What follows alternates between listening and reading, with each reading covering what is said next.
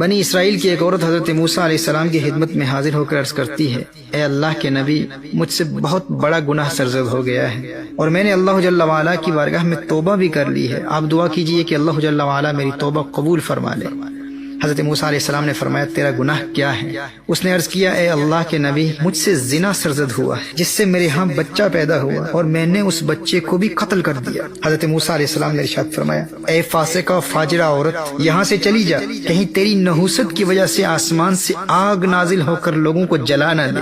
محترم احبہ، وہ عورت وہاں سے پریشان ہو کر چلی جاتی ہے، اتنے میں حضرت جبریل امین نازل ہوتے ہیں اور فرماتے ہیں، اے موسیٰ علیہ السلام، اللہ جل وعلا ارشاد فرماتا ہے کہ توبہ کرنے والی اس عورت کو آپ نے واپس کیوں بھیج دیا؟ کیا آپ نے اس سے زیادہ برائی والا کوئی نہیں دیکھا؟ حضرت موسیٰ علیہ السلام نے ارشاد فرمایا، اے جبریل، اس سے زیادہ شر والا کون ہو سکتا ہے؟ یعنی زنا بھی کیا اور بچے کو قتل بھی کر دیا، اس سے بڑا گنہگار کون ہو سکتا ہے؟ حضرت جبریل امین نے فرمایا، اے موسیٰ، اس زنا کرنے والی عورت اور چھوٹے بچے کو قتل کرنے والی عورت سے بھی بڑا گنہگار وہ شخص ہے جو جان بوجھ کر نماز چھوڑتا ہے۔ اللہ اکبر۔ محترم احبہ، امام محمد بن احمد ذہبی علیہ رحمہ، جن کا انتقال 748 ہجری میں ہوا، انہوں نے اس روایت کو اپنی کتاب القبائر میں نقل کیا ہے۔ میرے دوست، میرے بھائی، غور کرنا اس بات پر، تو جو غصے میں آ کر اکثر کہہ دیا کرتا ہے کہ جانے یہ مصیبتیں کیوں آ جاتی ہیں، یہ تکلیفیں کیوں آتی ہیں، یہ پریشانیاں مجھ پر کیوں آتی ہیں؟ بھائی آخر میں نے گناہ ہی کون سا کیا ہے؟ میں نے کسی پر ظلم نہیں کیا، کسی کا حق نہیں مارا، کون سا قتل کیا ہے میں نے، کون سا زنا کیا ہے میں نے؟ ارے نادان، تیری فجر قضا ہو گئی اور تو کہتا ہے تو نے کون سا جرم کیا ہے؟ تو نے غفلت کی وجہ سے عشاء کی نماز قضا کر دی اور پھر بھی کہتا ہے یار میں نے گناہ کون سا کیا، یہ تکلیفیں کیوں آتی ہیں، یہ مصیبتیں کیوں آتی ہیں؟ تیرا اللہ ارشاد فرما رہا ہے، اے موسیٰ، زنا کرنے والی عورت اور ایک چھوٹے بچے کو قتل کرنے والی عورت سے بڑا گنہگار آپ نے نہیں دیکھا۔ پھر اللہ جبریل امین کے ذریعے یہ پیغام موسیٰ علیہ السلام تک پہنچاتا ہے کہ اے موسیٰ، جو جان بوجھ کر ایک نماز بھی چھوڑتا ہے وہ زنا کرنے والی سے بھی بڑا گنہگار ہے اور قتل کرنے والے سے بھی بڑا گنہگار ہے۔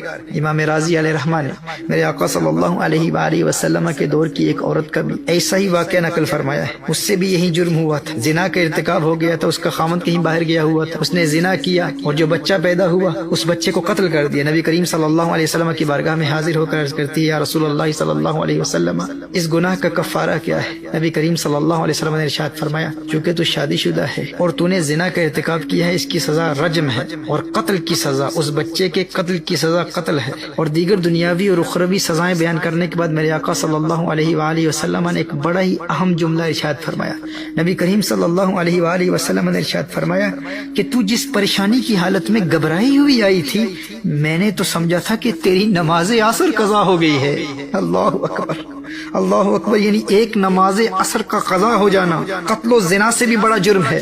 یہ میرے آقا صلی اللہ علیہ وآلہ وسلم کی اس حدیث کا مفہوم ہے، اور یہ جرم اس کا ہے جس کی ایک نماز قضا ہو گئی، جس نے ایک مرتبہ حی علی الصلاۃ کے بلاوے کو نظر انداز کیا، یہ اس کا جرم ہے۔ محترم احبہ، غور کیجئے گا، شیطان کا جرم کیا تھا؟ شیطان نے سجدے سے انکار کیا تھا، اس نے ایک مرتبہ ایک سجدے سے انکار کیا اور مردود بارگاہ ہو گیا۔ شیطان نے کوئی قتل نہیں کیا تھا، شیطان نے کوئی زنا نہیں کیا تھا، کوئی چوری اور ڈکیتی نہیں کی تھی۔ شیطان کا جرم کیا تھا؟ شیطان کا جرم یہی تھا، اللہ جل وعلا نے سجدے کا حکم ارشاد فرمایا، اس نے ایک مرتبہ انکار کیا، ہمیشہ ہمیشہ کے لیے مردود بارگاہ ہو گیا۔ اور یہاں ایک مسلمان کو بار بار سجدوں کے لیے بلایا جاتا ہے، 5 مرتبہ حی علی الصلاۃ، حی علی الفلاح کے ذریعے اللہ جل وعلا کی طرف سے حکم دیا جا رہا ہے، لیکن اسے اللہ جل وعلا کے حکم کی پرواہ ہی نہیں۔ محترم احبہ، ایسے بے نمازی کو حدیث مصطفیٰ صلی اللہ علیہ وسلم کی روشنی میں آخرت میں قیامت کے روز فرعون کی صفوں میں اٹھایا جائے گا، حامان کے ساتھ اٹھایا جائے گا، قارون کے ساتھ اٹھایا جائے گا، ابی بن خلف جیسے اللہ جل وعلا کے دشمنوں کی صف میں وہ اپنے آپ کو پائے گا۔